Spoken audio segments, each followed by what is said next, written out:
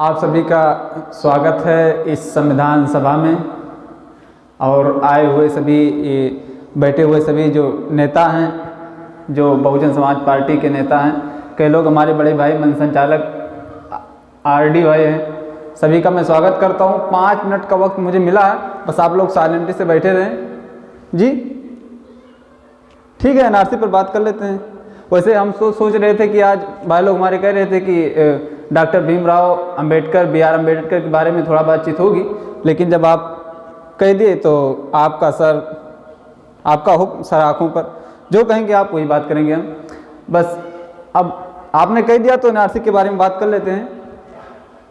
वैसे सभी आए हुए अतिथियों का मैं स्वागत करता हूं। बहुत खुशी हुई मुझे कि आप लोगों ने मुझे यहाँ बुलाया। वैसे मैं इस लायक नहीं कि मैं स्टेज पर आऊँ या आप लोगों के सामने कुछ मैं बातें करूँ, लेकिन आप लोगों की चाहते मुझे यहाँ ले आई। बात है एनआरसी की।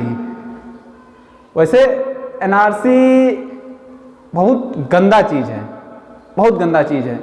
आपको मालूम है ना कि गंदा चीज़ बहुत है। एनआरसी का मतलब होता है national register of citizen. 5 minute का वक्त मिला है, बहुत ज़्यादा नहीं बोल पाऊँगा, लेकिन वैसे प्रयास करूँगा कि बोल ले जाऊँ। नेशनल रजिस्टर ऑफ सिटीजन का मतलब कि एक रजिस्टर है, सरकारी रजिस्टर है। ये गणना की जाएगी, लोगों को जनगणना की जाएगी। इसमें जिसका नाम आएगा वो साबित होगा कि ये हिंदुस्तानी है। लेकिन इसमें सरकार की साजिश देखिए आप। सरकार की साजिश क्या है? आप लोग पढ़े लिखे लोग हो, बहुत काफ़ी दिनों से मैं सुनते आ रहा हूँ कि आप लोग बहुत पढ़े लिखे लोग हो। आप इसे समझ जाएंगे मैं कहना क्या चाहता हूँ। पहले आया एनआरसी। एनआरसी का मतलब नेशनल रजिस्टर ऑफ सिटीजन। जब सरकार ने देखा कि इसमें मुस्लिम से ज़्यादा हिंदू फंस जा रहे हैं, तो उसने लाया सीएबी बिल।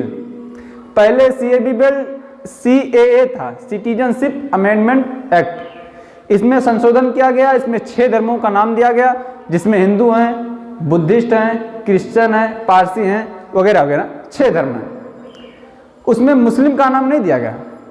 सरकार केवल एक बहाना ढूंढ रही है। कह रही है सरकार की बांग्लादेश, अफगानिस्तान और पाकिस्तान से आए हुए सभी माइनॉरिटी को, अल्पसंख्यक को यहाँ हम नागरिकता देंगे। लेकिन सरकार की साजिश देखिए आप कितना, जी सरकार की साजिश देखिए आप कि सरकार कितना होशियार है। कहती है बाहर से आए हुए माइनॉरिटी को हम यहाँ नागरिकता देंगे, लेकिन सरकार को ये पता नहीं कि उससे कई गुना ज़्यादा होशियार हम लोग हैं। सरकार कहती है कि एनआरसी लाएंगे, उसके बाद सीएबी बिल ले आया। सीएबी बिल का मतलब होता है सिटीजनशिप अमेंडमेंट बिल। इसमें सरकार 6 धर्मों का नाम दी है। जब ये लागू होगा तो हिंदुस्तान में जब लागू होगा तो 100 के 100% लोग घुसपैठी साबित हो जाएंगे। 100 के 100% लोग। लेकिन उन्हें जो लोग घुसपैठी साबित हो जाएंगे उन्हें तो सीएबी के तहत नागरिकता दी जाएगी, इसलिए कि उनका सीएबी बिल में नाम है। 6 धर्म है, बचेगा बेचारा मुसलमान। अब आप बताइए ये कहाँ जाए, कहाँ जाएगा ये? इसके लिए 2 ऑप्शन। एक है डिटेंशन कैंप, जो जेल से भी ज़्यादा बदतर है, और दूसरा है धर्म परिवर्तन। या तो वो धर्म परिवर्तन करे तब इसमें हिंदुस्तान में दाखिल हो सकता है, या फिर डिटेंशन कैंप। ये सरकार की साजिश है। ये सरकार की साजिश नाकाम है, हो नहीं पाएगा। हम लोग पुरजोर विरोध करते हैं, ये आपकी देन है। हम लोग गलत चुनाव करके तब आज जो एमपी एमएलए को सदन में भेजते हैं कि आपको पता है इस बिल का विरोध करने वाला क्या एक ही इंसान हो सकता था? क्या उसी की देन थी ये? क्या उसी के घर परिवार वाले एनआरसी में नहीं आ रहे थे? अगर चाहते तो वहां जितने एमएलए एमपी थे सब चाहते तो उस एनआरसी बिल, जो एनआरसी आया था बिल, उसका पुरजोर विरोध करते। लेकिन वाह रे बैरिस्टर असदुद्दीन ओवैसी, कुर्बान है हिंदुस्तान की अवाम तुझ पर कि तूने ऐसा काम कर दिखाया उस पार्लियामेंट में कि उस दज्जाल को तूने वहीं कह दिया कि तेरा नाम फिरौन के लिस्ट में आएगा, तेरा नाम कानून के लिस्ट में आएगा। और मैं हूं कि हिंदुस्तान के आवाम को इंसाफ दिलाना चाहता हूं।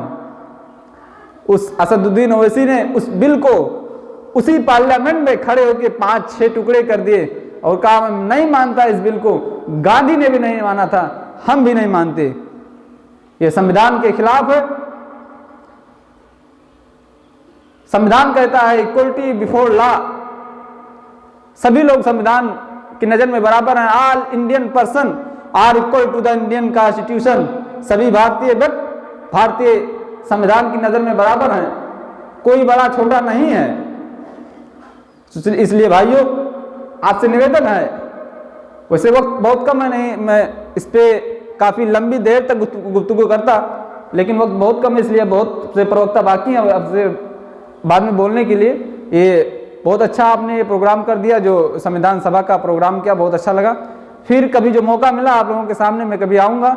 इसी के साथ मैं चाहता हूँ कि मैं हिंदुस्तान के लोगों को कुछ संदेश दे जाऊँ कि हमें नफ़रत के चश्मे से न देखो ऐ चमन वालों, हमें नफ़रत के चश्मे से न देखो ऐ चमन वालों, इसी चमन के फूल हैं चमन को छोड़ दें कैसे, इसी चमन के फूल हैं चमन को छोड़ दें कैसे, इसी चमन के फूल हैं, सुनिएगा आप लोग कि इसी चमन के फूल हैं चमन को छोड़ दें कैसे। और मैं बताना चाहूँगा हिंदुस्तान के लोगों को कि हिंदुस्तान क्या आप ही का है, हमारा नहीं इसमें कुछ। अगर आपका है, आप एनआरसी लागू कर रहे हैं, मैं बता दूं घूम के 1 मिनट और कि एनआरसी आप लागू कर रहे हैं, तो आप ये क्यों नहीं बता रहे हैं कि एनआरसी हिंदुस्तानी साबित होने के लिए कौन सा सबूत मान्य होगा? कोई बताइए ना, पासपोर्ट है, आधार कार्ड है, बैंक पासबुक वगैरह वगैरह जो भी है, कुछ बताइए। आप बता दें क्यों नहीं? अगर आप में दम है तो बताइए इसे कि ये आपके पास कार्ड होना चाहिए, आप नागरिकता साबित कर सकते हैं। लेकिन ये सरकार की साजिश है। इसलिए भाइयों मैं आपसे गुजारिश करूंगा कि हिंदुस्तान की सभा में आप रह रहे हैं, हिंदुस्तान में रहे इतने दिनों से रह रहे हैं, आपको ज़रूरत है कि सियासत से जुड़िए और सियासत के साथ साथ जो हमारा समर्थन कर रहा हो, हमारे लिए आवाज़ उठा रहा हो, उसके लिए आवाज़ उठाएं, उसका साथ दें। इसी के साथ मैं अपनी वाणी को विराम देता हूँ। जय हिंद, जय भारत।